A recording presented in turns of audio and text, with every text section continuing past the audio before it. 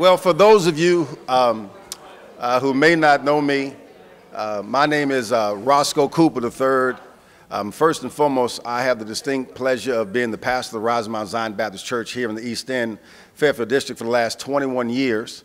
I am a 40-year resident of the Fairfield District and a graduate, proud graduate of Henrico High School. And so this district is near and dear to my heart. It's the only place that I wanted to live when I transitioned from adolescence to adulthood, because I know what this neighborhood produces. I just was speaking to a wonderful woman who's the mother of a gentleman I played basketball with on JV in 9th grade at Henrico High, and catching up with her, Ms. Rogers, just so good to see her tonight, and so many of you here tonight. I want to acknowledge any elected officials who might be here. If so, stand so I can acknowledge you. Last time somebody slipped in on me. So if you're an elected official, stand up so I can acknowledge you if present.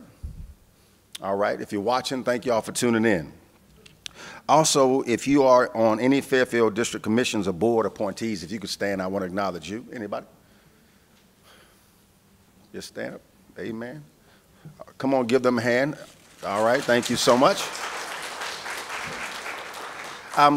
Since taking office in January, it was imperative and important for me to make sure that Fairfield was represented with our forums across the district.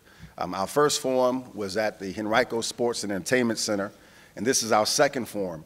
And our third forum will be at the Belmont Recreation Center, the golf course, on September 19th at 6:30 p.m.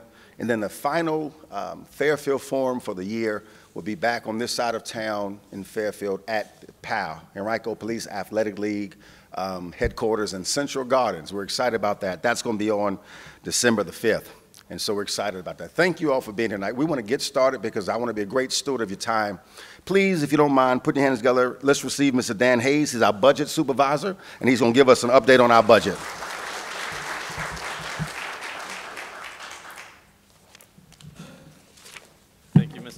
Thank you, Mr. Cooper. I'm grateful to be here. I mean that sincerely.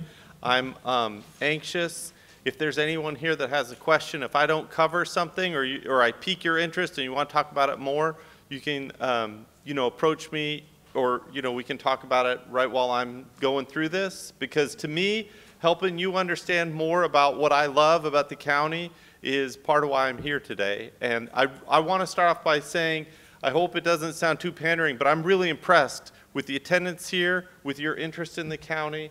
And so I work in the county's budget office, and I am here because I'm sure this morning when you got out of bed, you thought, I want to know about budgeting. And so this is going to make that happen. So we take the Henrico County budget, we take it very seriously. We're very excited about the budget. We know that it's not like the most exciting thing for a lot of people, but we take it seriously because it is the tool that gives the resources to our community to be able to provide the services that our residents take advantage of and have the opportunity to enjoy. I am a county resident. I'm part of the Three Top District, and so I take a personal interest because one of the things I think about when I consider budgeting is I think about, would I want to pay for this? Because I indeed will be paying for this. So I also keep in mind that when not that I'm the decision maker here, Mr. Cooper's involved with that, but I want to give Mr. Cooper a budget that I can be proud of, that I can feel good recommending to him that he support and adopt. I'm very impressed with the approach that the county gives to budgeting, and particularly the time the board goes through every single bit of the budget every year.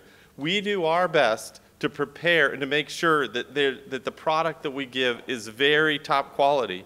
But the things that we're considering are on this chart. We're interested in thinking about the people that we serve and what services are we going to want to help provide, the people who provide those services, the businesses. We always keep in mind the businesses, and we think about the visitors too, because we want them to come and have a wonderful experience in Henrico County. You'll hear more about that later in the meeting, but partly so that they can help take some of the burden off the residents, and it all kind of works together.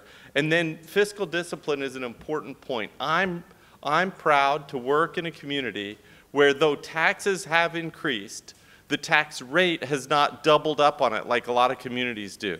For over 45 years, 1979 is the last time that the tax rate has increased. Now, we know that because property values, which the state requires to stay at 100% of valuations, those have gone up. That's enough. We don't need to also increase the rate.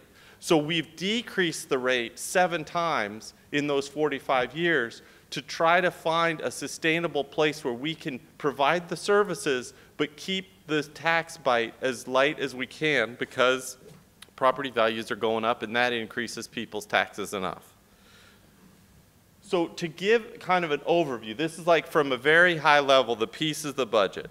We start budgeting by thinking about revenues.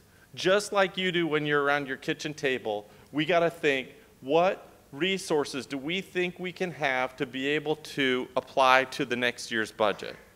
We don't, like a lot of communities say, we got to do all this stuff and then, oh my gosh, where are we going to find the money for that? We start out, and generally we try to stay at least a year behind.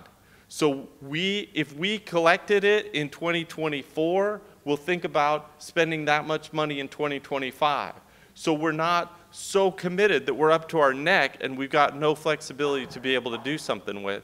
And that really serves us well at times that we've seen recessions in those 45 years where we've been trying to keep the tax rate low. We've seen the pandemic, and those types of approaches really put us in a strong position when there needs to be a last-minute change for some sort of emergency. The resources in the upper right, for you looking at it, we're trying to help show there that we've got a balance to our approach. We're not trying to be too dependent on any one tax type. We want a nice broad tax base to try to keep the rates as low as we can. So the state and federal revenues, primarily the state, do support about 1/3 of Henrico County's budget. 1/3 of the budget comes from property taxes, and then the other is all the other resources, other collections. We don't lean on the police to give out tickets so that we can find more money from people. We try to say to them, you guys do the policing you need to do and let that kind of thing happen organically. We're not out there like some communities putting someone on $295 or $64 trying to collect $1 million a year just to collect money that way. We just try to forecast what we think we're going to receive from the various resources and then stay inside that budget and use that to help guide how much we have to spend. And then I've got some more specific numbers there, but you can kind of get a sense that there's a lot of moving pieces in those numbers. The total budget is close to $2 billion. The general fund budget, which is what I've got the chart up there for you, describes some of the areas that we use to plan in. As we look at the budget, we're planning, of course, in Henrico County, the priorities for spending are teachers, right? Education. We want to provide great schools for our children, and public safety. Those are our priorities. And then we also provide a wide range of other services. I, unlike Mr. Cooper, have lived in Henrico County for just over 5 years. I moved here from Maine. It took me a while to figure out where to be. But one of the things I was fleeing from were crazy high taxes and almost no services. As a resident of Henrico County, I'm really impressed and proud of our wonderful libraries, our wonderful public safety. We have people who will come when you call them. That is increasingly rare in our country. We have just when you need something, we're not talking about get out your wallet. We don't charge for so many things. We don't have a charge when an emergency vehicle comes to your house to take you to the hospital. There's so many opportunities that we have that we're really blessed. But the other thing that I'm appreciative of is when I'm driving around, I'll come from other communities and I'll drive into Henrico County and the roads get less bumpy. And that's important. Not that our roads are perfect, the weather's always working against us, but we have some really fantastic services to be proud of. Most people aren't really excited noting what the condition of their pavement is, but I do notice it when I've had some pretty big repair bills when I've lived other places because the roads are in such poor condition. I mentioned earlier, one of our priorities is taking care of people. We have been in a constant battle. We don't often lose a lot of our employees to big businesses. Sometimes we do, but quite often, if we find a neighboring community that has similar opportunities, we could lose our employees to those folks. We're trying to do right by our employees, partly because we know, as one of the largest employers in the region, many of our employees are also Henrico County residents. So we're trying to take care of them. We're trying to retain them. We have a particular struggle with our schools losing teachers between 3 and 8 years of their career. They haven't been here long enough to really get anchored here. They're getting their experience. They're just getting really good. And so we're trying to keep them in their place so that they can continue to help us reduce that huge vacancy that we have. Hundreds and hundreds of additional teachers we need each year. We have to find substitutes for them. We have to find fill-ins for them, and that's not what's best for our kids. And so we've made it a particular priority. Across the board, there was a 4.8% pay increase for Henrico County employees, and then teachers and public safety received an additional step, so their increase was more like 7.2%. They're a priority, and we're trying to do that. Why? Not just to increase the cost of government, but for a purpose, for a specific reason, so that we can help provide for you the best teachers that we can in your schools. We're really pleased with some additional initiatives, new initiatives. As you know, you don't have to read a lot of newspapers to find mental health is a real problem.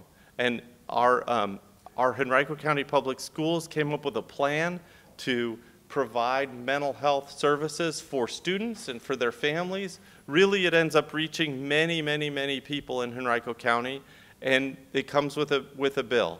So we're not able to adopt it all immediately because there's a lot of pieces to it, but they came up with a multi-year plan to begin providing services, starting with the most impactful areas, but we're investing in providing mental health care. We're also really pleased providing this service called the Marcus Alert System. That allows people to identify to public safety individuals that someone living in a house, they can register their home and they can let people know this is a place that when you roll up on this scene, you need to take special care. There could be something going on there that you may need to know about. And so we've made that a part of our fiscal year 25 budget. Some of these pieces are going to take us some time to fully flesh out and build out, but we're working on things that are identified as an important priority for the community.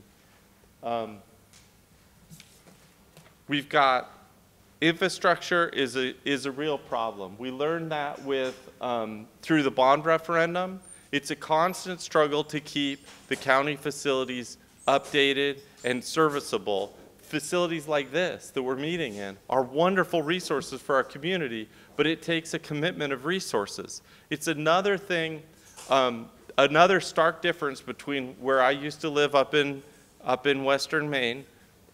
We were informed that our community had done a survey of their roads, and they wanted to, their wonderful plan was, we'll replace our roads once every 100 years. And with those harsh winters, you know what kills a road is getting cold and getting hot and getting cold again, and water getting down into them. They don't last 100 years. Henrico County's got a lot better hold over their infrastructure. It's still a challenge, it's a struggle, but we're a community that's investing over $300 million this year in keeping up or providing new resources for the community, new parks, new infrastructure, things that will attract future residents, future businesses to the area that will help the whole economy of Henrico County continue to grow and flourish. We've got new fire stations coming online. You're seeing the new Police South Station coming online. We're very excited about these things. It's still going to take us some time, but I'm involved as part of the budget office in helping to ensure that we maintain a AAA bond rating. For those of you that aren't familiar with that, or those of you that are, there's no rating better than AAA. That is like an 800 credit score and on your personal credit score. The reason we're so focused on trying to keep managing the finances well so that we can qualify for that is that it saves our citizens money in their financing. We're trying to do that to make this infrastructure model work so that when we do borrow, that we do so as affordably as possible. If you're interested in learning more about that, please reach out to me after. I'll be happy to speak with you more about it. We implemented a new and enhanced our tax relief this year. We are a wonderful community that provides, we've got one tax relief program that we've had for a while, the REAP program. Some of you may be familiar with that. And what we did this year is we expanded who the REAP program could apply to. But then we also added a RECAP program. The REAP program, based on your income and your assets, excluding your house, means that you may pay no taxes. Individuals who qualify for the RECAP program will pay taxes, but they can cap their taxes at a specific, at the years before they enter the program. That's how much taxes they'll pay. And what I'm particularly excited about that program is that many communities will say, fine, Mr. Cooper, you don't want to pay your full tax bill, we'll just save that up for you, and when you sell that house, we'll come back and try to get that money. But in Henrico County, we say, we don't want you to have to leave your tax because you're on a fixed income and you don't have enough resources to pay the increases in your taxes, so we'll cap them. And we don't make note of that. We forgive them. They're just gone. You don't pay those. Now, if you're not sure if you qualify for those, what you want to do is you want to contact and put in the application. Some of them can be quite involved because we're really trying to apply it the way that we should, equitably, but those are wonderful programs that give us the opportunity to take burden off people. I'm Dan Hayes. I'm grateful to be able to be here to speak with you. If anybody has any further questions, I can take them now or we can talk about it afterwards. Yeah. Sir. Before you speak, whoever wants to ask questions, please go to the mic because people are watching this. Thank you. And questions from WebEx are welcome too.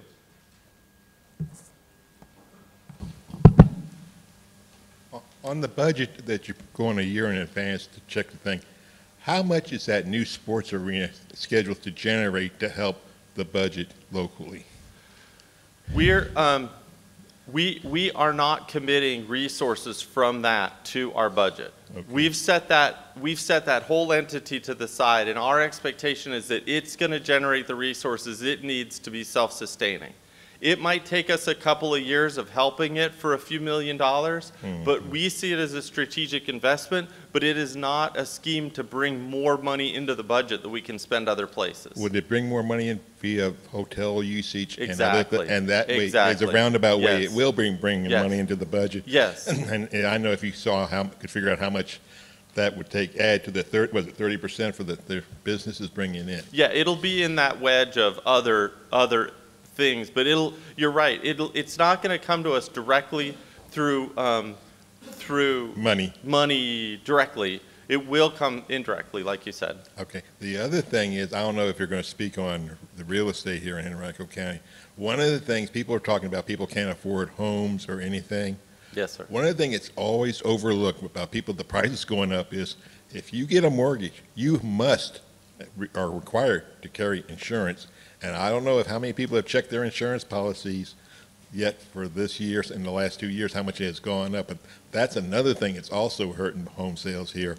And I don't know how the county can get around that with that relief program, because it's just astronomical. I looked at my house from 10 years ago, and the land value's doubled, and I'm going, I didn't do anything with the land. Right, right. And the real estate and the mortgage value.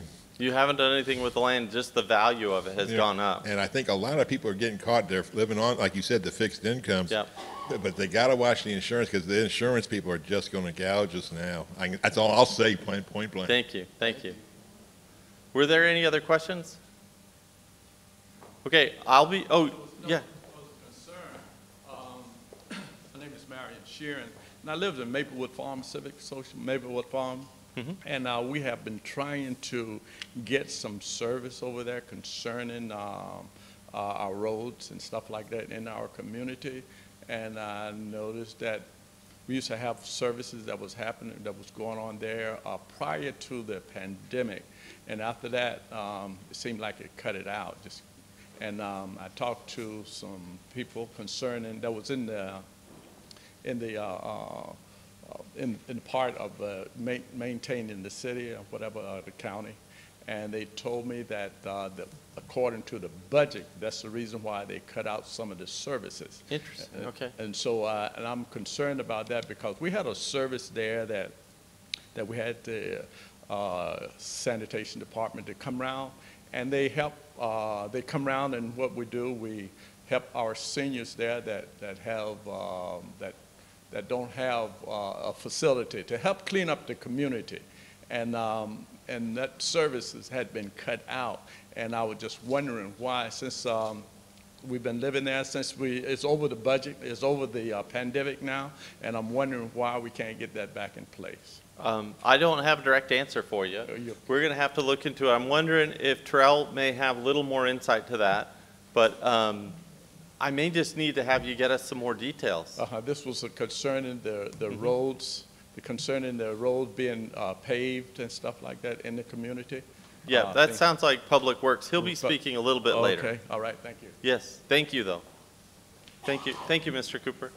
I'll be around. If anybody wants to chat, you can stand up. We can step out. Thank you. Thank you, sir. Thank you, sir. Come on, let's give our budget supervisor, Mr. Hayes, a hand. Thank you, Mr. Hayes. So, Ms. Sharon, the next gentleman that's coming up now is Kristen. Come with you, or you gonna do it all? Okay, Kristen. So Kristen is our Assistant Director of Transportation. She's going to speak about our Fall Line Trail, which we're so excited. A trail is literally going to take us from Ashland all the way to Petersburg, running right through the Fairfield District. We're so excited about that. And we also have our Director of Public Works, Mr. Terrell Hughes, here. And so can you also speak about Creighton Road? I know it's not on the agenda, if you could do that, and speak about the roads, how we can talk about helping neighbors with that as well. All right, thank you, sir. All right, come on, Ms. Burton. Come on, give her a hand. Look what she came out like.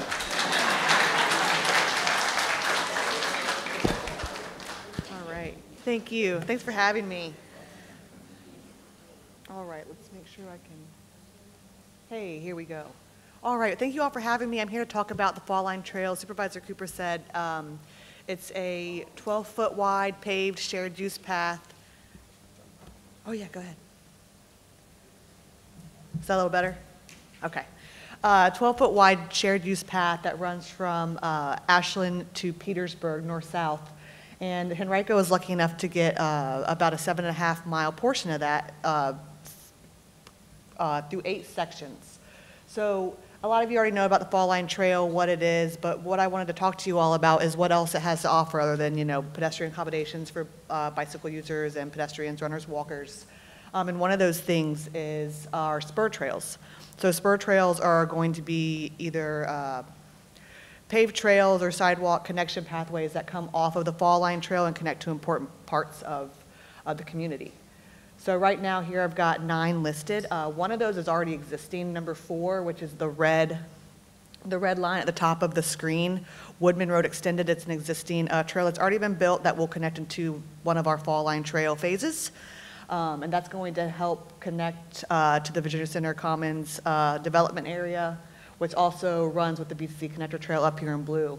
A couple others, I won't go through all of them, but some important connection points we have going to Lakeside Business District. We also have the Mountain Road area, the Green City development, once that's complete. And we also have Lambert Way, which will connect into Glover Park. So we're very excited to get the trail done and then also get these spur trails underway. All the ones you see up here, besides number 4, which is already finished, are active projects. So we are working hard to get those. They're already under design, just like the Fall Line Trail. So I mentioned before the Fall Line Trail is in 8 different phases. One of those phases is being administered by BDOT, which is underway. Our other 7 phases are all set to be under construction by early 2025 and hopefully complete, the last phase complete by the end of 2026. Luckily, and I'm excited to announce that one of the sections, Park Street, is our southernmost section that runs through, or not runs through, but connects to Bryan Park, has been completed. It was just completed earlier this month. So we're very excited about that. This is the picture right here. It's 1,400 linear feet of the shared use path. Starts at Bryan Park, crosses Lakeside, and runs through Spring Park.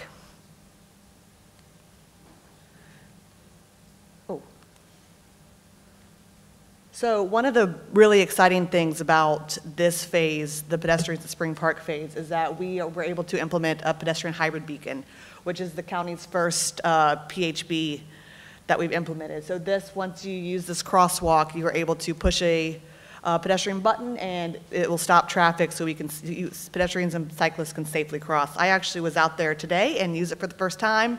Worked great, everyone stopped. We were able to get across safely, and as you can imagine, I was a little slower than everyone else, so it was much needed for me. Worked really great. I was very excited about it, and I'm hoping it's gonna make people feel more safe when they use it.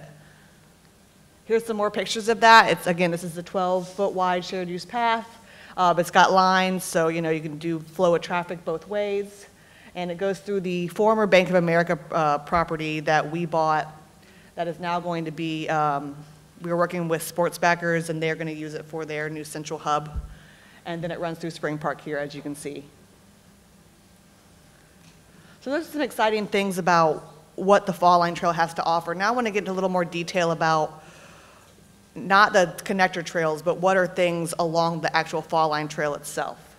So some things we're incorporating is, yeah, it's great. We have a trail. You can get there. You can use it. You can bike there, walk it, all that good stuff. But how do you, where do you go to actually utilize the trail?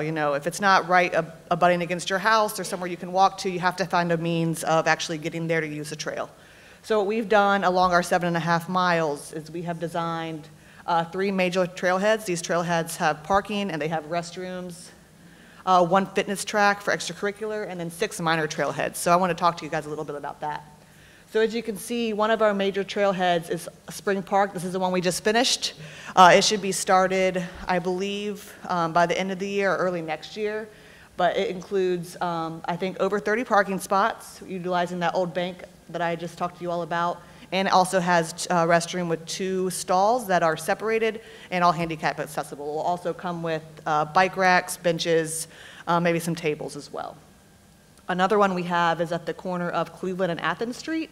Again, over 30 to 40 parking spaces, 4-stall restroom, and shelter. Our last one is at Greenwood and Francis. It's at the former, or not the former, but the existing Lawndale Recreation Center, Central Virginia Soccer Association. It has 70 spots. Also 4-stall restrooms and shelter. Finally, the Mountain Road Fitness Track, which I'm very excited about, is no restrooms, no parking here, but it's more of an amenity for users. It's a cycle track, paved cycle track, and along that cycle track we have multiple fitness pieces, equipment pieces for to utilize. And I've got a couple of those pictured, well, in the next slide. This slide is about the major trailheads. This is an example of the restroom and the shelter where we'll be putting those tables under. And the tables are also handicap accessible, which is fantastic.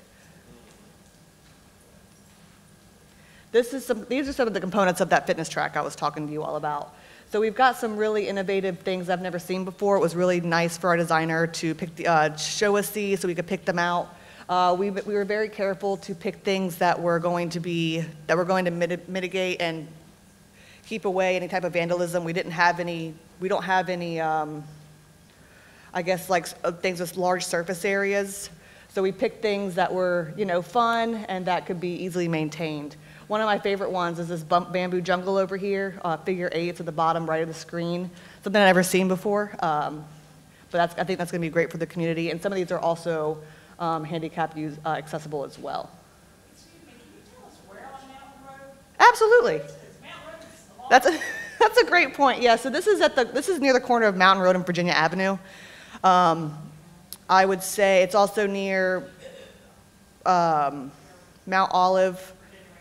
No, not Virginia. Virginia Randolph School is a little farther away, but I don't want to use the dugout because that's kind of. Oh, okay. Yeah, so the dugout the small restaurant, it's right beside there. I'm trying to think of that other road, that a major road that goes left, but yeah, it's right along there. I would say it's wedged in between Virginia Avenue and New York Avenue, for reference. Great question, thank you. We also have some minor trailheads along the trail. These ones are basically mini versions of our major trailheads. They don't have parking, they don't have restrooms, but they are great. Most of these are all of these are in our last phase, the 7.5-mile phase. They're gonna have shade trees, they're gonna have benches, bike racks, landscaping. And as you can see here, we worked very closely with Dominion Power Company for these. And originally we wanted to put fitness equipment on these minor trailheads, but we weren't allowed due to safety liability, height restrictions within the Dominion corridor. So what we did instead was, if you all can see this Bench Fit Express, these will be located at our benches, and they're basically small exercises and examples of how you can exercise while utilizing the trail and on the benches while you're there. And then we also, again, we'll have landscaping out there. I know it gets hot. There's not a lot out there in the corridor, so we've implemented some landscaping as best as we can to provide shade for users as well. So we're very excited about it. We've got one section done. All the others are coming in right behind it. So again, early 2025 to get them started, hopefully finished by the end of 2026. So thanks again for having me. And, yeah, sure. Any questions for? Thank you. Yep, come on, please, to the mic. Please to the mic, so that people on can hear you. Thank you. Thank you. What is the total mileage of this trail? Yeah, of the whole trail or just our piece? Both. Okay, yeah, our piece is about 7.5 miles. The whole trail is 43. So yeah, it's a doozy. It is, yeah. How are they doing in Hanover? How's Hanover doing their share? Hanover, I think, has like an over 5-mile piece. I know they have a small section already done, but I'm not. Is that Ashland? It's under construction. That is actually a part of the piece that VDOT's doing, that phase 8. That crosses the Chickahominy River, so they're starting to break ground on that guy. Any other questions? Is that the park behind River Mill, where right now? Yes. Yeah, it's right. It's near River Mill, and if you all are familiar, for the former Lavender Fields, it's like a nursery. I think it's changed names since then, but that area. Yes, ma'am. Is this connected like to the one down near Richmond that goes east? Or is it? Oh, the Capitol Trail? Oh, yeah. It is not at this moment. I think there are plans in the future to maybe connect it somewhere in Richmond. Have the Fall Line Trail connected in the Richmond area with the Capitol Trail, from what I understand. But, yeah, yes, ma'am. It is, yeah. The Capitol Trail is also, it connects to Jamestown, and it's a 10-foot wide shared use path, so. Thank you all for having me.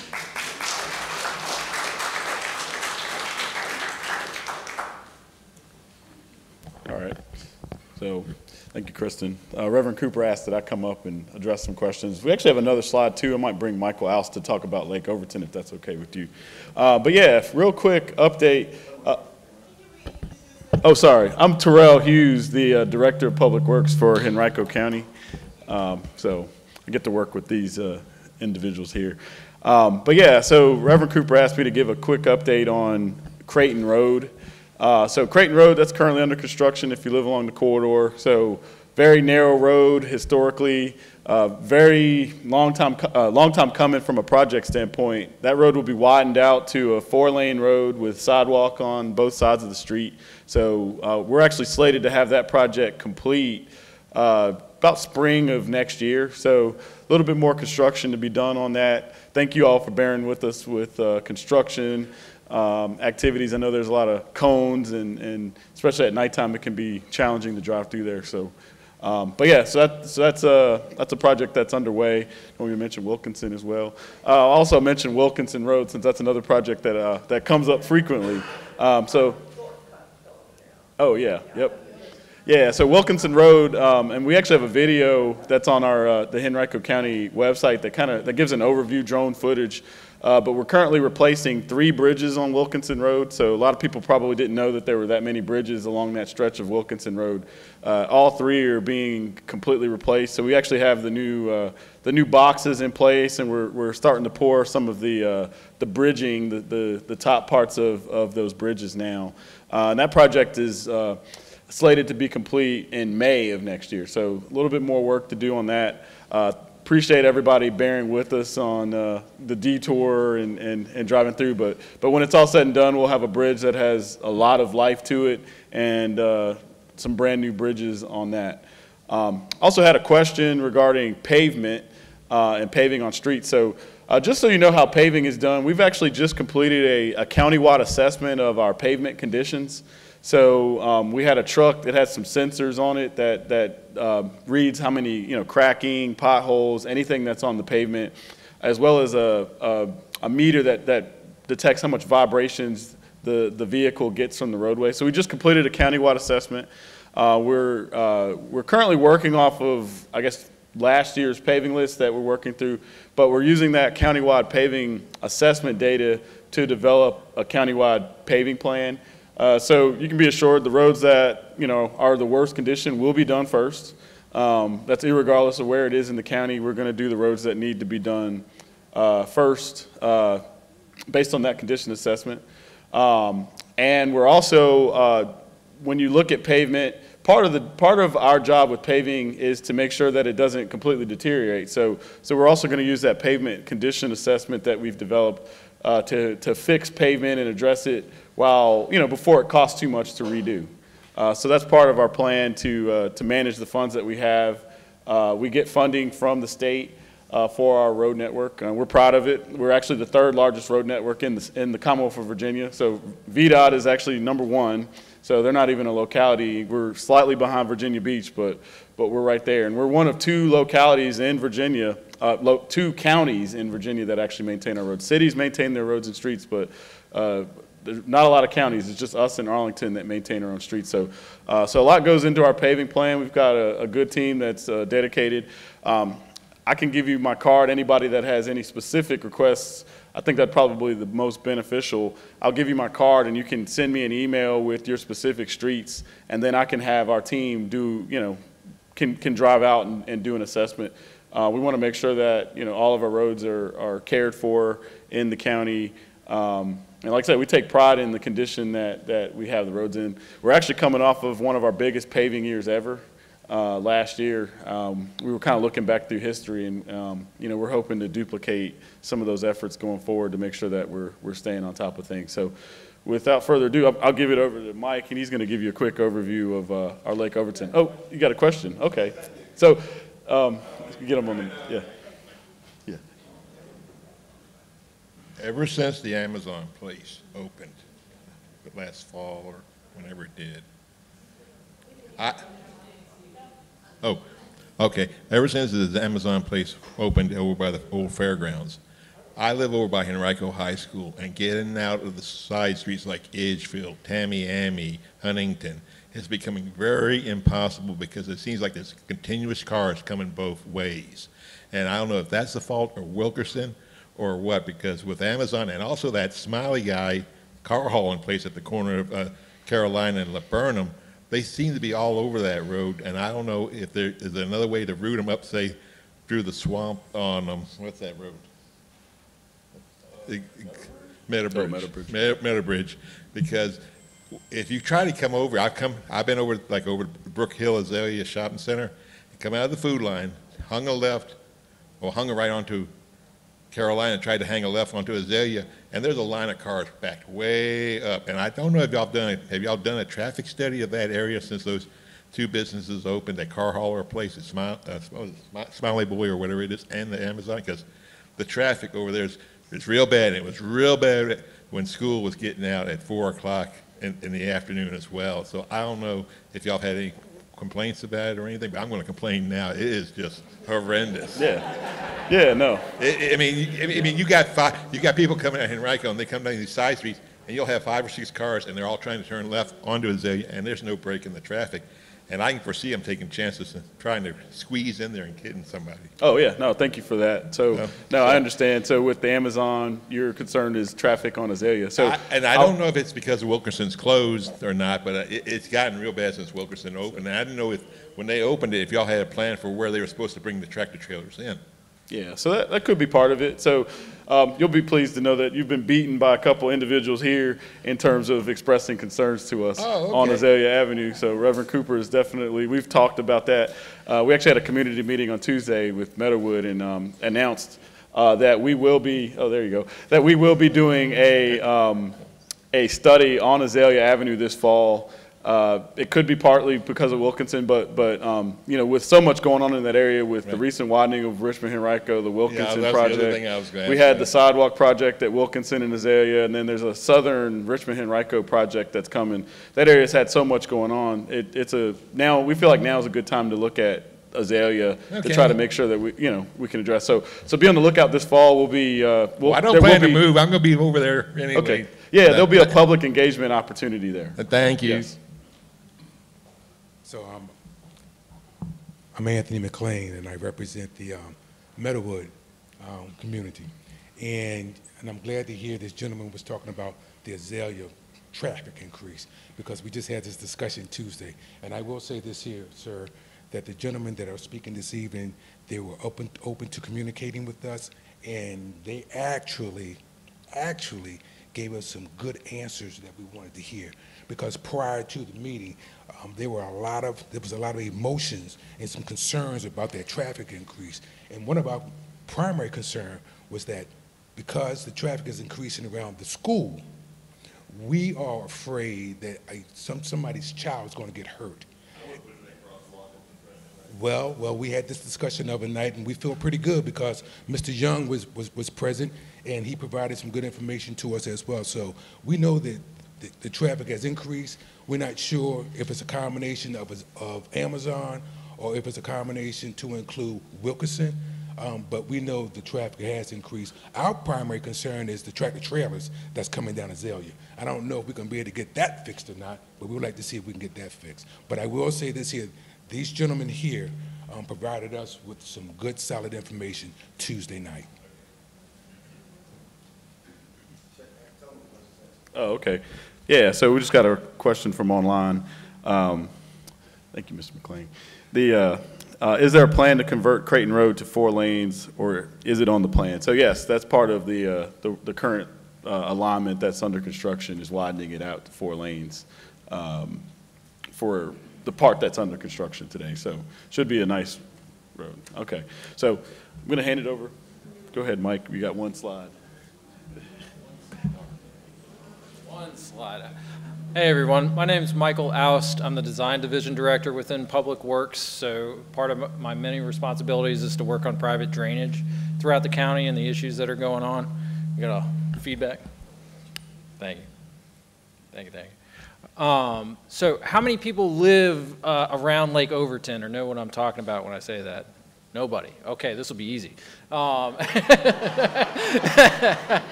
just a little background. Lake Overton is a lake that is north of Three Lakes Park. Everybody know where Three Lakes is? Okay, cool. So a couple years ago, the dam here at this lake failed, essentially. It was a big issue. And so we came together with the community to partner with them and look for kind of a multi-benefit approach for everyone. So this dam is actually, we're fixing the dam so that it is basically not a hazard anymore. So if it does get breached again, no one downstream gets affected. So that's one of the benefits. And then we're also gonna, open up some access to this lake as well. And we're intending to start construction mid-July here and really get going. You'll see heavy equipment if you're in the area in mid-August, and it'll take about a year to get underway. So that's Lake Overton. I don't anticipate any questions, but does anyone have any questions? All right, thank you so much. Well, we appreciate the three-person approach from Public Works. You all did a phenomenal job. I just want to make an announcement. If you were unable to come to our first Fairfield Forum, we had the director of our planning department, Mr. Joe Emerson, and he went over every major development that's taken place and transpiring in the Fairfield District. So you can go online to our website, Henrico County, specifically the Fairfield District, and you can re-watch or you can watch the first time his presentation so that you can get an understanding of all of the development that's taking place all around our county.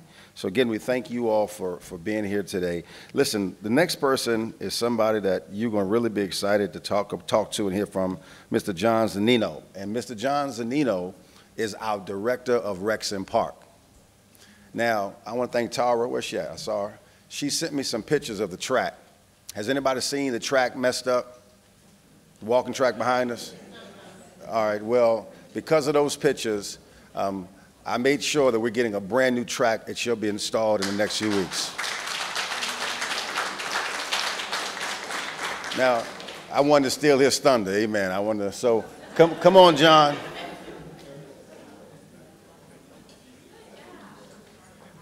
Thank you, Mr. Cooper. I do have a slide on that, but I'll go ahead and just start with that. We are going to be replacing the rubber surface, so it's going to be a complete overhaul of the surface. There are some areas that we're potentially going to have to fix under that. We'll get into that slide in a second. But that is scheduled to start in the next couple weeks. It will be about a 4 to 6 week project. We do anticipate that there will be times that the track will be closed when we're doing that, but we're not going to close the entire time. So we'll have some periods where we'll reopen. So be on the lookout. We're going to have some information here at the rec center. We're going to post some things we'll have 2 signs out at the track itself, and we'll update that. So as soon as we have the actual anticipated start date, we'll post that. Again, we're thinking that's going to be started in the next 2 to 3 weeks, and it will be about a 4 to 6 week project. The goal is to have that done before we get into the fall football season. So when we get to that slide, we've already done that. So, like I said, I'm John Zunino, Director of Recreation and Parks. I did not bring the dream team, so you get me tonight. But I do want to make this some of this interactive, so I'm going to be asking you guys some questions as opposed to just talking. So first question, how many of you guys have ever rented one of our rec centers? Okay, a handful of you. So if you did not know, we do rent out community rooms such as this at our recreation facilities. We have a number of recreation facilities across the county. East Rec is our newest facility. But rooms like this are available for rent. And it's been about 6 months ago, we changed our rate structure. So if you ever rented one of our rooms prior to that change, you'd have to have like a math degree to understand what your rate would be, because it was a fee for 3 hours plus some setup time and cleanup time, but you might have an extra fee for the setup or the kitchen. We've gone away from all of that, and we are just now a flat hourly fee. This room is $50 an hour. Our large ballrooms are $50 an hour. There is a 3-hour minimum, but then anything above those 3 hours, it's $50. And then based on the size of the room, some of the smaller rooms, like our medium-sized rooms, are $40 an hour, and I think our smaller rooms are $30 an hour. But now you don't have to figure out those rates. It's a straight hourly rate. What we're seeing is we might be able to get multiple rentals in a day, because if you've ever tried to rent our facilities, you know that they book up very, very far in advance. County residents can book up to a year in advance. And a room like this on a Saturday is probably booked almost that far in advance. But talk to any of our rec center staff to book those spaces, but we did go through that change here recently. They are still alcohol-free. So about the same time that we changed the rate, so last summer we did some ordinance updates. Alcohol was one of them, but that is not for private events in rec centers. So if you were renting a rec center, alcohol is not allowed. Where alcohol would be allowed is at public events in the parks with a very stringent process. So things like the farmers market out at Dory are able to go through that process and have alcohol at like their concert series, but it is not allowed inside the rec centers. There is still a deposit, and then that is refunded back afterwards. So fee waivers. One of the other things that we did was we now have some nonprofit organizations can use our facilities if they are providing services to the county, and they go through kind of our process to submit a proposal. We're not charging them rent. So we've worked with organizations like PAL, schools use us, fire use us, some other nonprofits in the community. So if you have nonprofits that are providing services to Henrico residents, that is the caveat, is it has to be someone that is providing services to you, the residents of the county, but they're looking for a space for those services, or they can reach out to us and we can work with that organization. And most of these things are taking place during the week because the weekends are typically booked up with private rentals. And then shelters. How many of you have rented a shelter? Okay, another handful. So we do rent out our shelters, some shelters in our parks. They're $25 for a half day, $50 for a full day. Those can be done online. So if you go to our website, you can book those online. If you're not doing anything extra like bounce houses, or you don't even have to engage with us. You can do everything online, you get your permit, and you're good to go. If you're looking to do a larger event, there's an application online, and then we would come alongside you. If you're trying to do some type of community event or event in the park, we have organizations that do walks in the park or larger gatherings where maybe you're bringing outside vendors in, or you're bringing outside equipment, tents, tables, chairs, things of that nature. There's an application that you would do online, and then we would work with you on planning that function. All right, so now I want to get into some of the programs we offer. So here at East Rec, you're one of our 2 full-service rec centers, but here we have open gyms, and we have programs here. Are any of you members of this facility, the gym membership? Couple. Okay, so we have a fitness center downstairs, and it's $10 a month for individuals and $20 a month for families. So if you want to come use our facility, we have weight rooms, we have classes. The classes are also free, that you don't have to be a member. You can sign up for those, but if you wanted to have access to the fitness center area, those are the fees.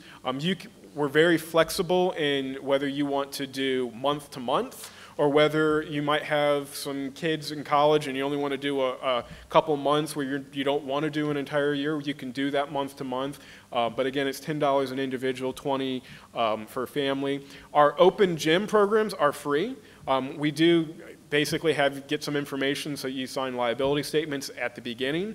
But those are free for anyone to do. So we have things like open basketball, pickleball, volleyball, and you can find our schedule on those on our website. You can find it here at the rec center. They have schedules, but we do have open gym programs here in this facility. And then we also have them in the West End at Deep Run Recreation Center.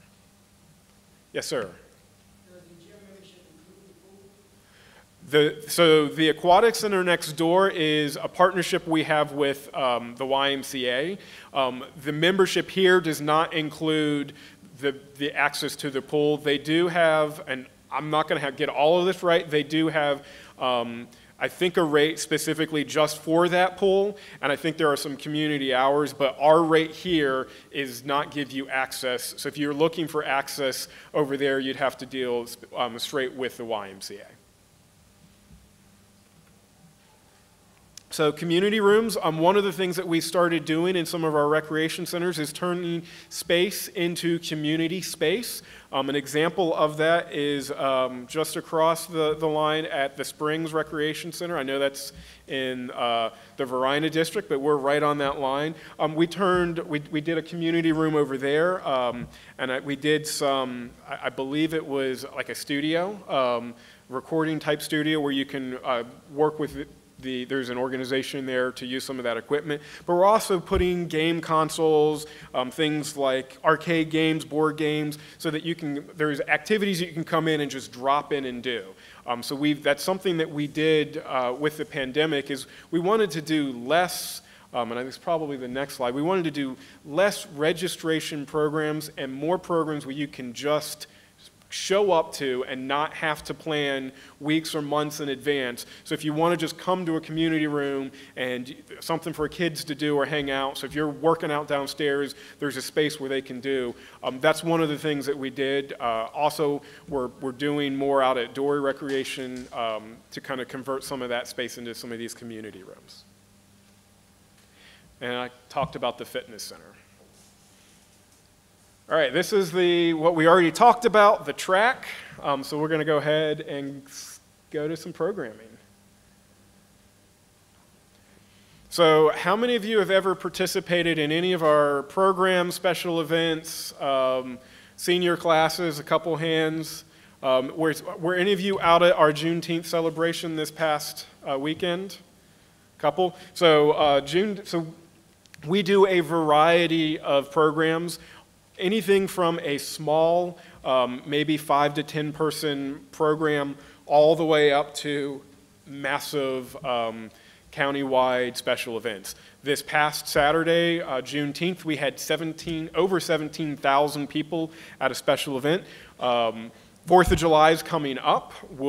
We anticipate probably 8 to 10,000 people. So we have large-scale events. We also have some medium-sized events. We have programs, we have movies in the park, we have other events in the park. In the back, I'm not going to go through all of it, we have some of our large events listed here. But we also have some of these other movies in the park, smaller events, and then some programs. For those of you who don't know, we do offer fitness classes. All of our programs are free, so we do not charge you to participate in a program. We are going to a model where there are some programs that are still a registration base. Even though that they are free, we still have limited capacity. But a lot of what we have gone to is just show up. So you can find our guide online. You can find our guide digitally in our app. So if you have not downloaded our app, I would highly encourage you to do that. It has a listing of everything we have in it. It's available in the Apple and Android store. Has all of our parks, but it has everything you could want. So if you wanted to see what type of fitness programs you had on a certain part of the county on a certain day, you type all that into the app and it will spit back what we have offered. And it's not just fitness, it's all of our programs. But that's how we do have some here at the rec centers if you needed like a hard copy. We still do limited runs of those, but we've gone mostly digital. But we're offering history programs, we're offering senior programs, we're offering fitness programs, visual arts, dollar movies at Henrico Theater, concerts at the theater. So there's a plethora of activities. So I hope that if you've never participated in those, that you look into some of those activities that we offer. And then lastly, Three Lakes Park. So do we have frequent visitors of Three Lakes?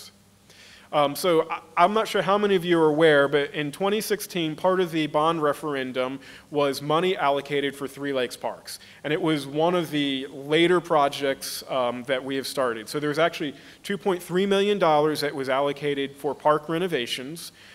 We've actually added a little bit of money from our own facility rehab, so that is a total of $2.6 million will be put into Three Lakes Park. Some of the work we've already done, so if you've walked around Lake One, you'll see that we took a trail and made improvements, so it's about a mile, it's 0.8 miles around that lake that was recently paved. That was done last summer into last fall. But this summer, we will be, in the next couple weeks, putting out to bid the rest of the project. And what that will include is a new restroom by the playground. If you've ever been to the current restroom, you know that that one is probably 10 years past its life. Yeah, so we're getting a brand new restroom over by the playground, and then what's depicted here is we're doing a whole new facelift around the Nature Center, all on Lake 2. We're going to be putting in an outdoor classroom on Lake 2, and there's going to be some play equipment. It's really cool. It's actually the life cycle of a frog. So you'll have play equipment as a tadpole and through the different life cycles, keeping nature, because at the Nature Center is really where we interpret that.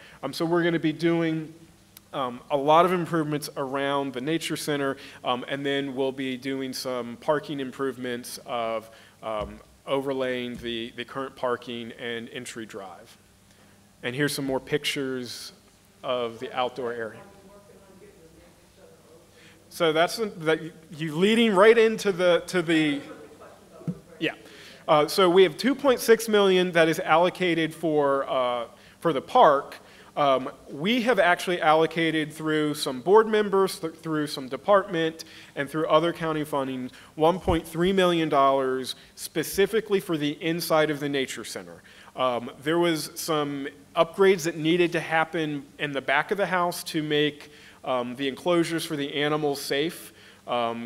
Standards over the last 20 to 30 years on how you care for animals has changed, and we needed the facility to, we needed to upgrade that to be able to provide the level of care that we kind of demand that we would provide for these animals. So we have done all of that. Now what we're doing is the exciting part of we're overhauling all of the exhibits. This spring, we awarded a design contract for a design firm to design all of the exhibits in the lobby. So we're actively working on those constructions. We've done a lot of the building elements, and now it's going to be the design elements. We anticipate opening the front part of the Nature Center in the fall, and then the back part, if you're familiar with that building, there's actually two buildings. There is a front part, and then there is an addition. So the front part will open in the fall while we can continue work on the back part. We're super excited about some of the things. One of the things that we're are going to do that was funded by Mr. Thornton before he left office is we're putting an immersive video room. And this is going to be a feature where you kind of are completely immersed in nature using technology. So you can go into the space and you'll be able to have screens on 3 sides, and you'll be able to think like IMAX on a small scale. But the room might be able to interact with you. So you can, through technology, interact. So that's an exhibit that we'll be able to continually upgrade over time, because we can add different scenes in, so it's not just static, the same exhibit. But that'll be part of that second phase. But once we open in the fall, we don't anticipate closing. We'll just be working on the other area. But again, $1.3 million, and the first part of that will open in the fall. And then last plug, don't have a slide for this. We're super excited. Taylor Farm Park is opening. We are coming down to the last 30 days of that project. Be on the lookout. In about a week, 2 weeks, we're going to be announcing the actual date that it opens, but it's mid-July, so you guys can pull a calendar out and kind of figure out what date we're actually talking about. But we're really excited about that. It's got some really cool features. It'll have the largest playground in our park system, active skate park, interactive play stream. So be on the lookout mid-July. And with that, I will open it up for any questions. That is, if you're familiar with where the Chickahominy Y is, it's off Whiteside Road, which is off of Route 60. It kind of backs up to the airport property.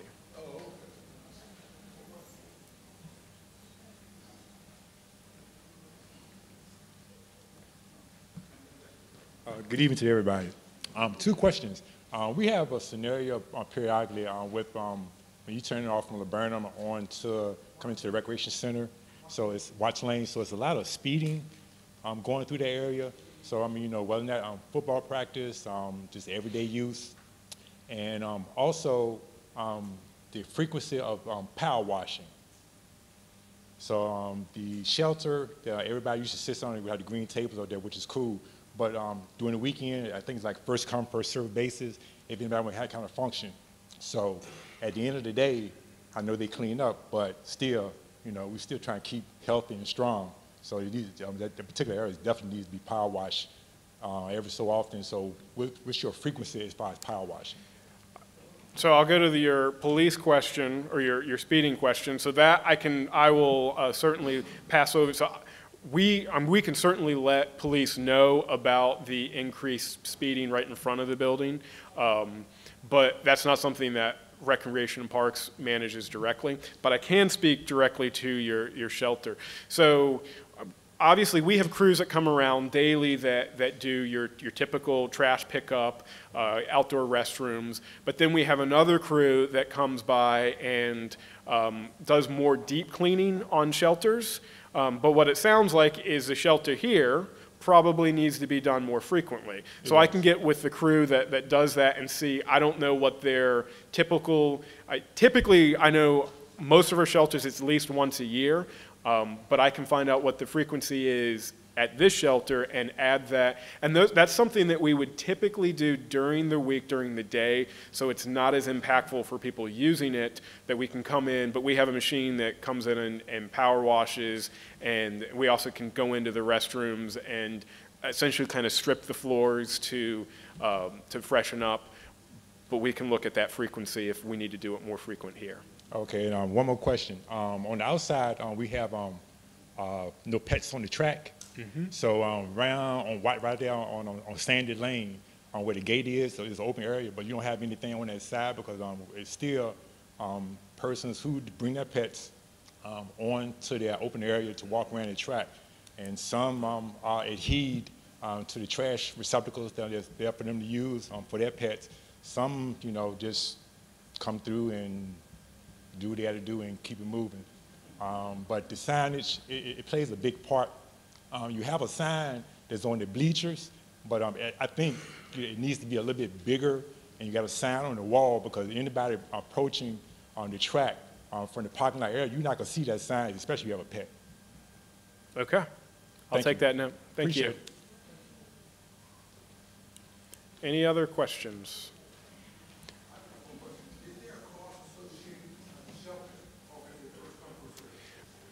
Good question. So we have, so the question was, do we have a cost for our shelters or are they first come, first serve? And the answer is both.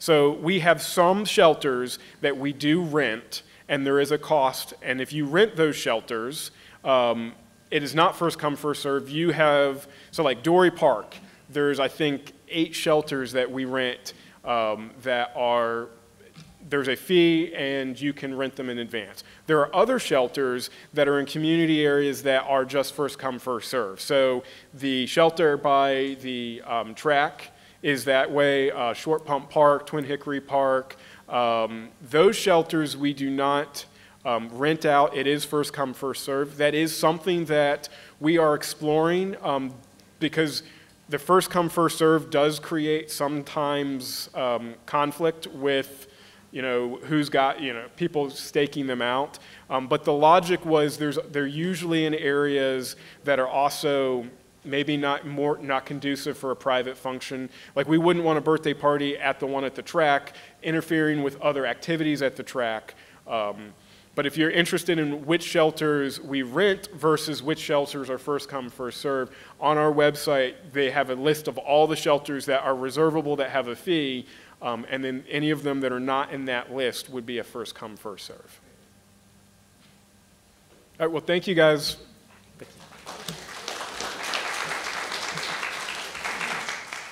All right, well, next we have our school board rep, Ryan Young, who has committed to making all 4 of Fairfield forums. Come on, let's give a hand as we welcome our school board rep.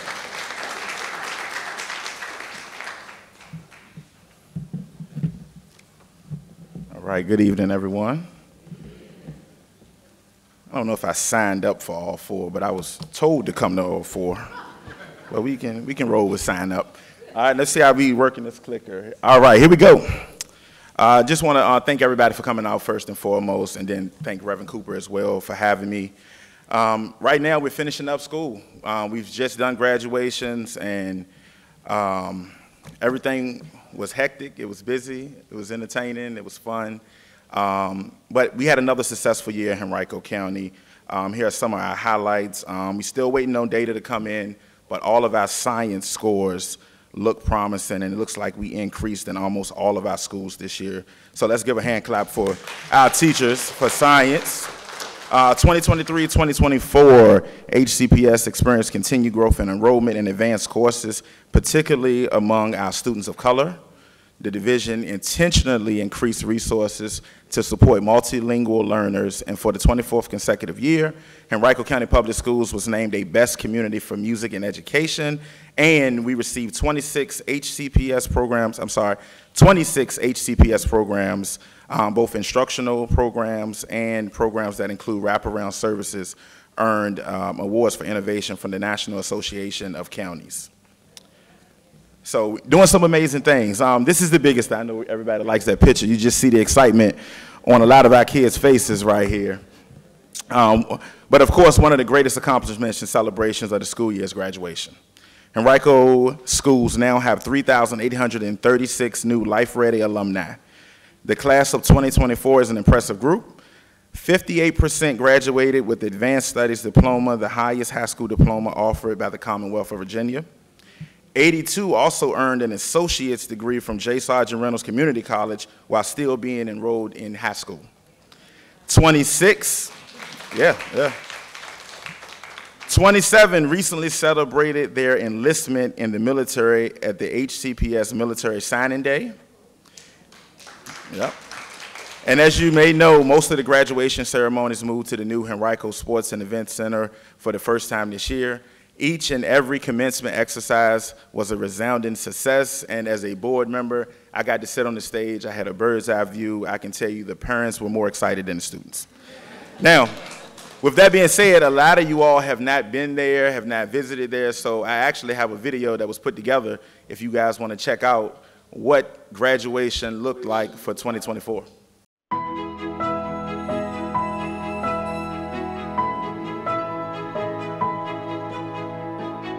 I hereby call this commencement ceremony to order. Let's bring that Blue Devil energy. Let's bring that Springer Nation energy. Please rise for the class of 2024. The class of 2024. Graduating class of 2024.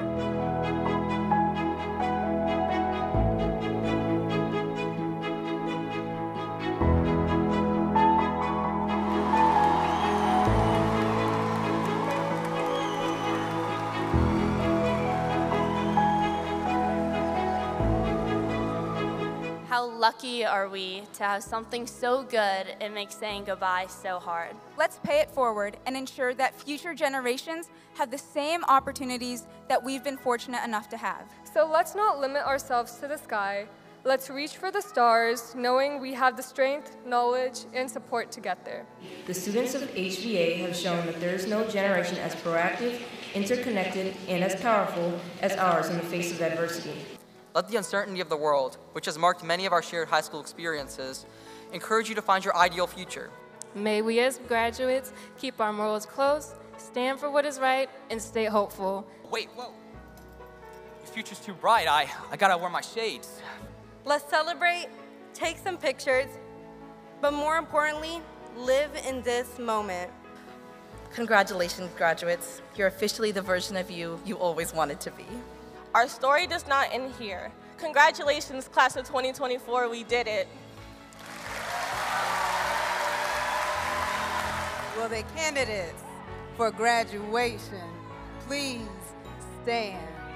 By virtue of the authority vested in me by the Commonwealth of Virginia, and on the recommendation of the faculty and administration, I declare these candidates graduates with all rights, privileges, and responsibilities appertaining thereto. Will the graduates please turn your tassels?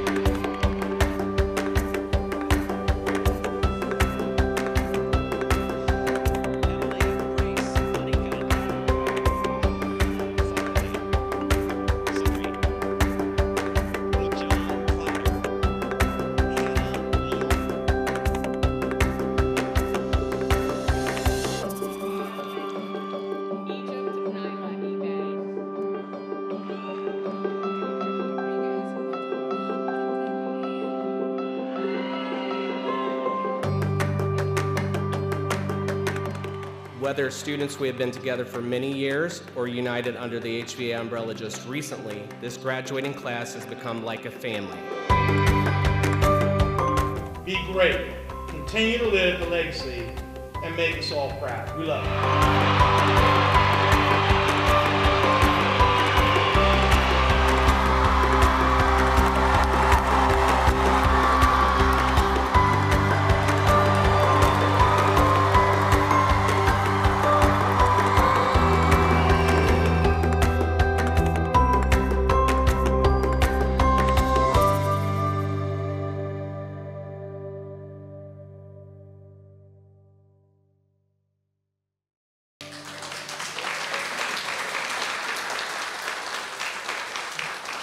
Now, while we're getting our slideshow back together, we had a couple kids that took place in a challenge where they fell on stage and scared the life out of me and Roscoe, but come to find out that it was a prank during graduation, so they had a good time. But as you can see, the new facility is amazing in there. All of our graduations going forward would be right there in Henrico County, no longer at the Siegel Center. It was intimate, it was wonderful, it ran on time. Henrico PD facilities, the Board of Supervisors did an outstanding job making sure traffic flowed in and out. So we were very proud of that. That was my first graduation. I'm glad it was in the new facility. Looks like we're back in action here. So CTE expansion right now in Henrico County. We had a CTE graduation as well, but just a real quick note on CTE, 6,000 industry certifications and credentials this year alone. So our students are getting certifications in electricity, being an electrician, construction, barbering, cosmetics, cosmetology, you name it, Henrico County Public Schools has it. We opened up 2 new ACE centers this year, one at Highland Springs, one at Hermitage, and then our new AVR, the Academy at Virginia Randolph, will be open in summer of 2025 in the Fairfield District. So I'm excited about that. That was Reverend Cooper's baby right there, so it's almost done, and I can't wait to get over there. And with that new CTE program, they're gonna have a sprinkler certification program over there. So our students will learn how to install the sprinkler systems in schools. And it is an actual building where the water will work and the sprinklers will work and it will come down. So I can't wait to visit and see that. So that's exciting. I'm ready for that one. And then moving right along, I'm backtracking a little bit. Just want to give y'all some quick stats in case you weren't at the first one. We're the 6th largest school district in Virginia. We serve approximately 50,000 students with 139 languages spoken across 74 schools. Henrico Schools prides itself on our innovative learning opportunities for all students and our robust benefits for staff. In short, HCPS is a great place to learn and work. Also, Henrico Schools was named one of the best in-state employers by Forbes magazine. And our next slide here is talking about our staff.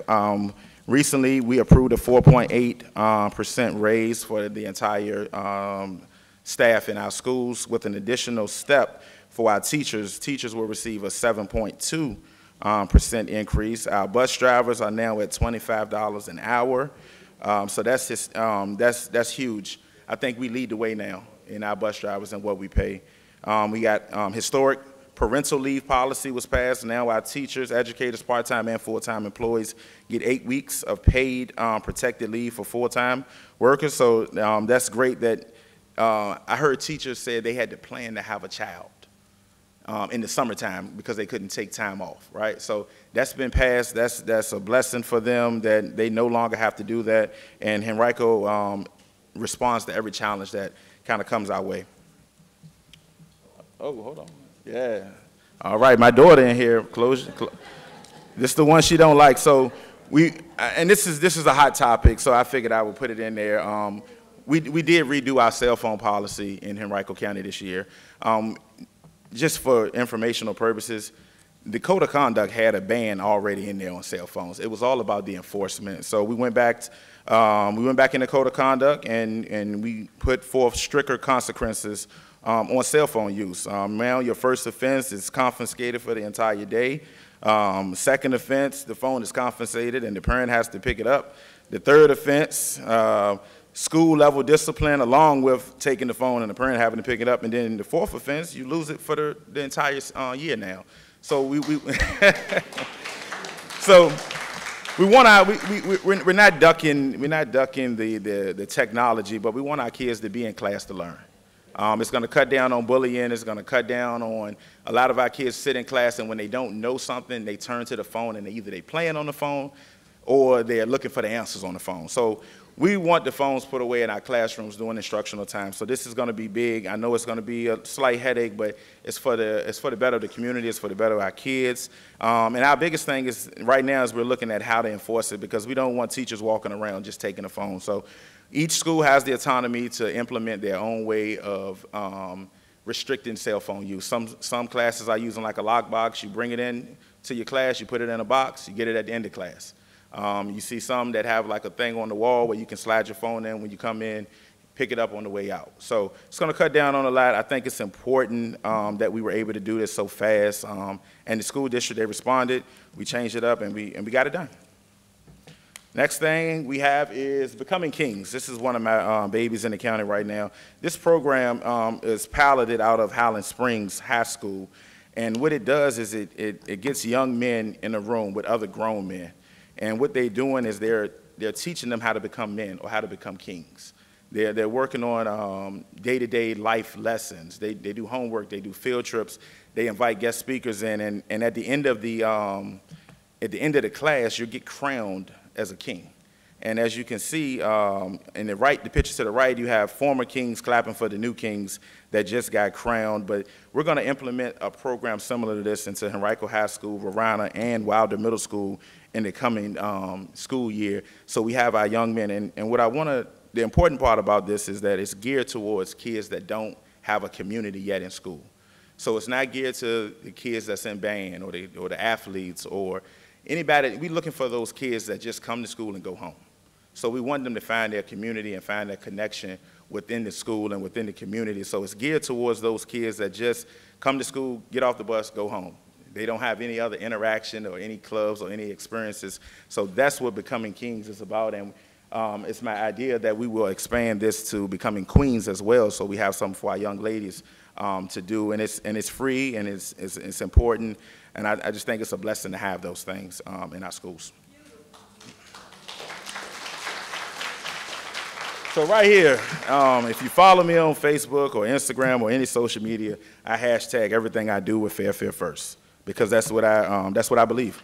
I believe that my community comes first, and everything we do, we have to be mindful that that we are doing the work of our community and the people that elected us. So right now you see a picture of Senator Lamont Bagby, Delegate Destiny LaVille Boland, Supervisor Roscoe Cooper, and myself. We visited 4 schools. I believe it was Glenlee, Radcliffe, Harvey, and Wilder Middle School. We toured the school. We spoke to parents. We spoke to teachers. We spoke to the principals. We gave out donuts. We told the kids that they were getting banned from TikTok. They went crazy on us. But we had a good time, and it was important for the kids to see us together. And I think Fairfield is uniquely united right now, that we all are doing things for each other, and we all are helping each other accomplish different things in different ways. So I left with this, and I'm going to leave that up for a little bit while I speak on a couple other things. In partnership with Reverend Roscoe Cooper, there's a lot of things that we've gotten done. So I'm just going to read off a few of them. Henrico High School, $138,000 committed. Funding for outdoor benches, concession stand equipment, gymnasium, communications equipment, scoreboard, field house, weight room renovations. That's all been done. Henrico is now under renovations. The gym is getting redone. The weight room is getting redone. Glen Lee, we just got pictures the other day. They're starting to do their paint job over there. The whole school is getting a facelift. We have digital marquees coming at a few different schools. I think the one who's getting it first will be Radcliffe. We'll be getting it first. Lakeside, funding for furnishing and equipment to renovate the sensory room at Lakeside Elementary. Arthur Ashe is getting new playground equipment, furnishing, fencing, water bottle refilling stations, and of course the playground, like I just mentioned. Fairfield Middle School, funding for athletic equipment, parking lot improvements, transportation fixtures, and water bottle refilling stations. So all this is getting done right now in our community, at our schools. It's wonderful to have him, because he was in my role, so he already knew what our schools needed going into becoming the supervisor. So I'm thankful for that partnership. A couple other things I just want to highlight really quick before I head out. We have weapon scanners at all of our elementary schools now. They've already been delivered. They're there. They will be starting in August when they start school. So each child will have to go through the weapon scanner every morning. That way we're preventing weapons from getting onto our campuses. So thankful for that.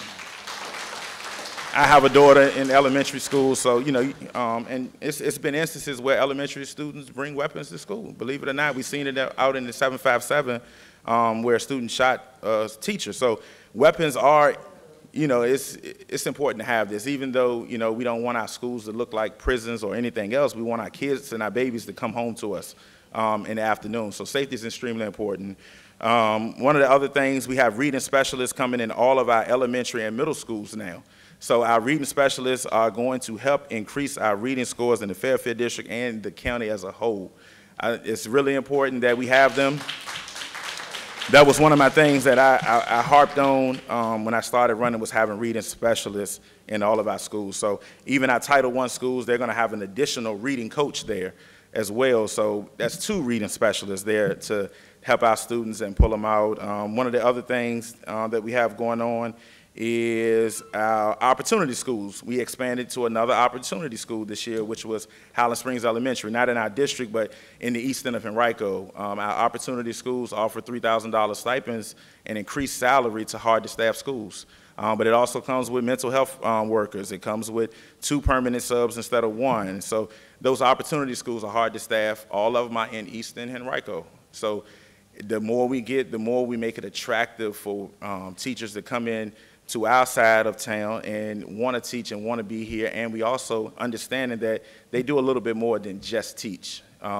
So we want to provide for them. So I'm happy that we have our 10th opportunity school coming this year. So I'm thankful. I will open it up to any questions. I know schools is, it's more fun than all the other stuff, and we do have some questions. So I want to thank y'all first and foremost, but if we do have any questions, I'll take a few minutes to. I'm Ryan Young. I'm the Fairfield District School Board member. Young. Yes, ma'am. Yeah, you're welcome. I'm Debbie Southall. I live right on the border between Brookland and Fairfield. So I always have a lot of questions about Fairfield because I spend a lot of time going through Fairfield. What is the plan for the new elementary school? I think that there one plan for Fairfield, a new elementary school. The new one in Fairfield. That's going to be built 2026, maybe? Yeah, I don't have any plans on it just yet. I don't even know if we've picked out a solid location just yet. So that's going to be probably coming up this year on. Oh, we do have a solid location? Yeah, I've got, yeah. Off of Woodman? Off of Woodman. Okay, but we don't have any plans yet on groundbreaking dates or anything like that just yet. Do you know if the school board, are you guys doing any land searches for secondary schools, middle school, high schools? As of right now, no, ma'am. Because I know Henrico Planning just approved another 60 townhomes on Woodman Road. Yeah. And Glen High School is already at 101% capacity. So my question is, where are these kids going to go to school? Yeah, and I'm sure I'm not going to use that word in here today, but I'm sure that we will have to look into that to see if there will be adjustments to where kids are. Where they're going to go. Oh. So I can speak to the high school. It's not specifically in the Fairfield district, but there is property in the far west end off of Kane Road that's slated for a future high school. So That's the far west end. You guys have built how many houses in River Mill? Then they just approved another 60 townhomes, not to mention all the apartments being built at Virginia Center Commons and the single-family homes, plus Green City. You know, there's just more and more development, and once again, Henrico keeps approving all the development, but they're not doing any planning for schools. I mean, they'll say the Hungry Creek's not overcrowded, but how many learning cottages are on that property? You know, it's already past capacity. Henrico just never plans appropriately for the development and the schools or the roads half the time. So. Well, you want to speak to it? Because I know we do. I know the Board of Supervisors does. Well, so I appreciate that, and we've had this discussion when I was on school board, I believe. We have, and so one thing I know they haven't spoke about is that every school is not at capacity, and so redistricting is an option in regards to looking at capacity and making sure that as new housing products come on, that we can shift seats from schools that are under capacity to those that are above, such as Brooklyn, such as Wilder, such as Henrico High School, because specifically I'm concerned about Henrico High School because Henrico High School only has one middle school feeding it, which is Wilder. And other high schools, for instance, Highland Springs and Verina, well, really Highland Springs has some from Fairfield, some from Elko, some from John Rolfe. So you have one high school with 3 feeder schools, but we only have one. So that's something I'm going to be looking at as well with my partnership in the school. So please stay tuned for that because that's how that fix is going to happen. So hello there, Mr. Ryan. How are you today? Hey, how are you, Ms. Dale? I'm doing fine. I had a question. You were talking about the policies as far as the code of conduct for schools. So are you guys looking at the code of conduct for us the dressing of the kids? Because I'm telling you, I have, you know, the way they dress is unacceptable, that they come with half crop tops on, you know, holes in their pants. That causes a lot of the riffraff with the young ladies and things like that. They come to school half the time with pajamas on. You know, those things. Are you looking at that policy as well? We did. We spoke about it, and it's similar to what the cell phone policy was, where we didn't change the cell phone policy. It's all about the enforcement. So the code of conduct is written to address what you're talking about, but the issue is we have to consistently enforce it. And just to be honest, our principals choose their battles when it comes to the schools, and they do have the autonomy. But we spoke about this at the school board meeting. Okay. They do have a directive to be more consistent in dress code enforcement. Okay, then another thing that I need to ask is repeat offenders that's allowed to come back to school. When you be suspended at a certain length of time, why are they allowed to come back to school on certain issues that they have done? While they're, you know, they only give them like a day or maybe 5 days, and then they allow them to come back and they repeat the same thing over and over and over. I know they have programs that they can do in school, you know, homeschooling, but why they don't do that for some of these kids and still allow these kids to come back? I'm gonna give a prime example, not saying what school, this and that and the other, but we had this discussion about a repeat offender, and they allow this offender to constantly keep coming back to school. That affects young women and young men. So how can they address those? That's not in your code of conduct book at all, and that needs to be in your code of conduct book.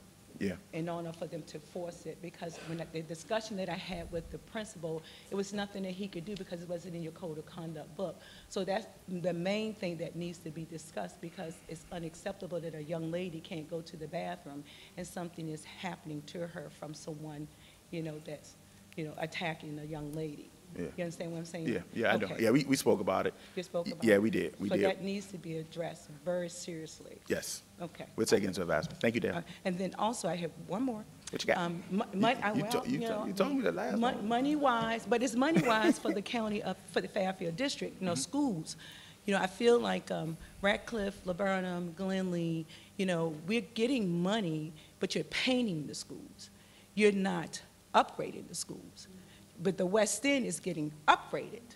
We have billions of dollars, not millions. We have billions of dollars that we can go out here. If I got to go out here, or if some of these other parents out here got to go out here, we can force them to give us money to redo the schools, make the schools look feasible, not just paint them, not just mud them.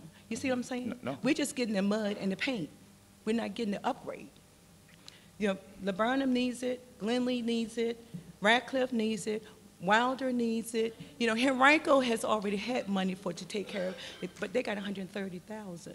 You give your elementary schools and your middle schools 20 and lower, but they should have got more because all we doing, certain things that we need to fix. So I appreciate that. So let me just real quick. So for 8 years, I was unable to put any money to schools. So what I did once I got on board was I emailed every principal and asked them what did they need. Right. And so the difference in amount, for instance, Henrico High School, I was floored to hear that Henrico High School didn't have weights in the weight room. So when you talk about let me finish. They didn't? No. And so when you talk about an athletic disadvantage, so brand new Highland Springs, brand new Tucker, brand new weight room in Verona, we are at an athletic disadvantage from the onset because we have no weights in the weight room.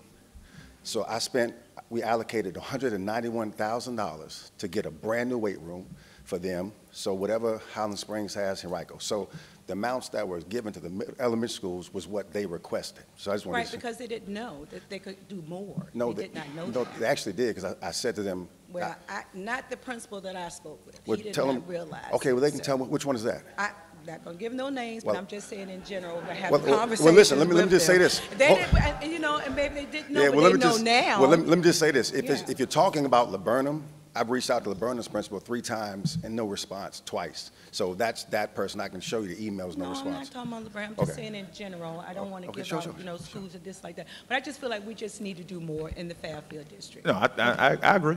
Yeah, I definitely agree. All right.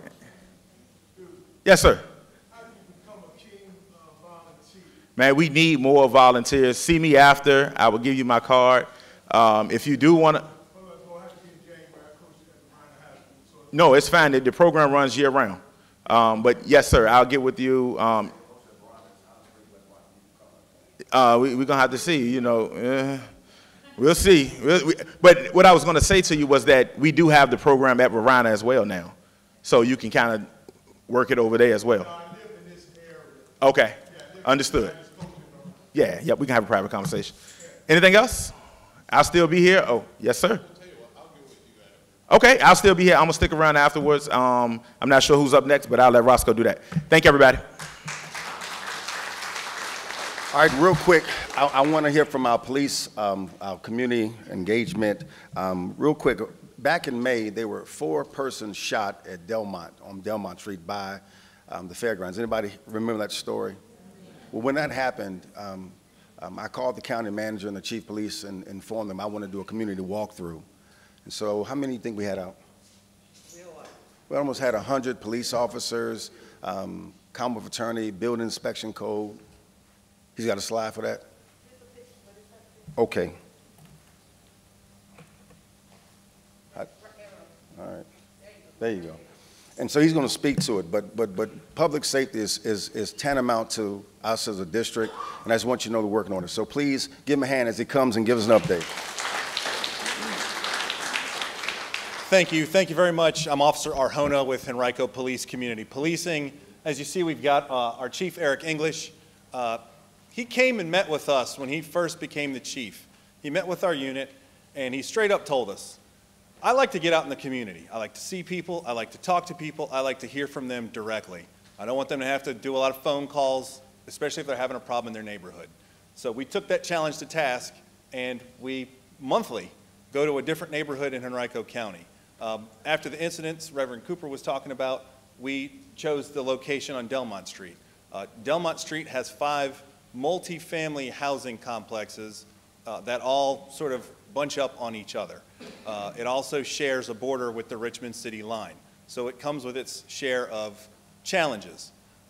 That day, we had leadership from Senator Bagby. We had 2 Board of Supervisors, our county manager, the Commonwealth's attorney. We had representatives from the fire investigator, the fire marshal's office, building inspections, the zoning department. But most importantly, we had people from the school community, teachers and principals that came out, volunteered their time, and walked the community. We like to take a holistic and proactive approach to get out and talk to people and find out what their issues are. But we also take the motto of, hey, if the hood's up and we're checking your oil, why don't we check your brake fluid, check your transmission fluid? We'll take a look at everything. We want to make sure that the people that are accountable are held accountable for making sure that those areas are safe and clean and what they deserve. So that is essentially what we do with our Chiefs Walks. And we do a lot of partners with our area partners and other stakeholders. And it's nice to go out and be seen and speak to people directly and get information. After this Chiefs Walk, essentially what we do is we'll collect a great deal of information from you citizens that share comments, concerns, struggles, what you'd like to see. We compile that information and we make sure that it gets to the right person to handle it. For this particular situation, we were actually able to get some information that helped us with one of the investigations for one of the shootings that happened in that area. So those are the Chiefs Walks. The next Chief Walk we have coming up is at Point of River City, and that'll be on July 26th. We'll go out in the evening and we'll walk that complex. It's a very large complex, but yet again, we're kind of going to go where the needs are. So that is a summation of our Chiefs Walks. Does anyone have any questions? Reverend Cooper. Thanks. Well, I want to say thank you to everyone who came out tonight. We still have our budget director, supervisor, Rexham Park, police department, Department of Public Works, all here to answer any questions that you may have. Also, I have put together a sheet on the back table that you have, Victoria has, and it's ways to stay up to date on Fairfield District as well as Henrico County News, as well as my contact information. And just want to remind you that our next Board of Supervisors meeting is July the 9th. And then also, there are business cards on the table as well. Yes, sir.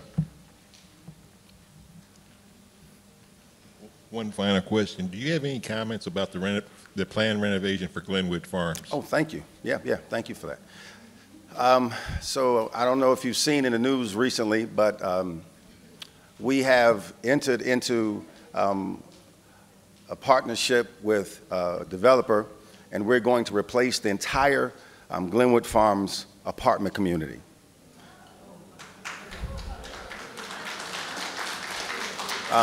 If you're not familiar with where Glenwood Farms is, when you come past Mechanicsville or Burnham, behind the Walgreens, that entire complex, we're going to replace over 800 units. We're going to have senior housing, market rate housing for workforce. We're going to have home ownership opportunities.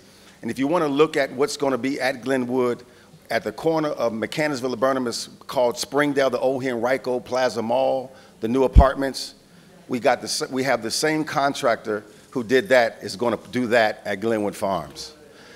And so let me just say this. I'm working right now with the county manager to ensure that no one gets displaced if we can help it, meaning as the rents go up, we're trying to work with nonprofits as well as with Virginia Housing Development Authority to get vouchers to help fill the gap between what the rent may go to and what they're paying now, because it's important that we try not to displace anybody just because the rents went up, because they're going to, I mean, you know, some people wanted to renovate, okay, all right.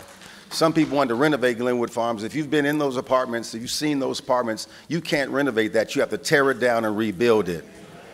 And so since I came on the board, I'm committed to making sure that happens, and it's going to happen, so we're very excited about that. Also, real quick, I didn't put this in presentation. We just entered into an agreement to have $60 million dedicated to help with affordable housing. The revenue from data centers We did not put it in the general fund, but we're going to set aside $60 million with Maggie Walker Land Trust to go into developments, buy the lots. You may not know this, before your house even starts taking shape, the lot itself costs over $100,000. So when you talk about an affordable house, how can you have a house for $200,000 when the lot is $100,000? So what we're going to do is we're going to buy those lots, and then therefore the developer still gets full profit, and so you own the house, but you don't own the land. And so when you sell your house, you still can get the equity out the house, but you don't just get the equity out the land. So you still benefit from that, and we've got $60 million. We're almost a third more the entire state of Virginia has right here in Henrico County. So we're really excited about that. All right, so thank you so much. I'm always trying to get out at 8. We're a little bit late. Have a good evening, everybody.